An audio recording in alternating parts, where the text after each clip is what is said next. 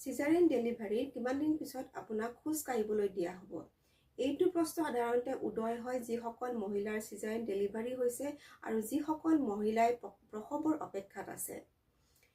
সিজাৰিয়ান ডেলিভাৰীৰ পিছত 24 ঘণ্টাৰ পিছতে সাধাৰণতে মহিলাগৰাকীক খোজ কাঢ়িব দিয়া হয় আৰু ইয়াৰ লগতে তেওঁৰ ব্লাডাৰত থকা পেচাবৰ পাইপডাল খুলি দিয়া হয়।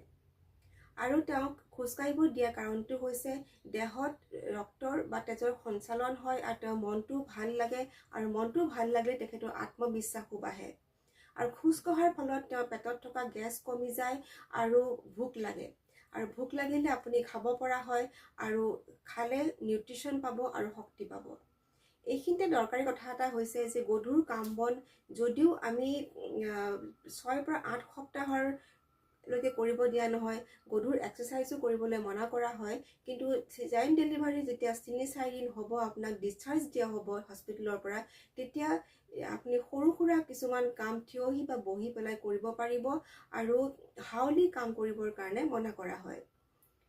আৰু এইখিনিতে আন এটা দৰকাৰী কথাটো হৈছে যে চিলাই যত্ন লোৱাটো।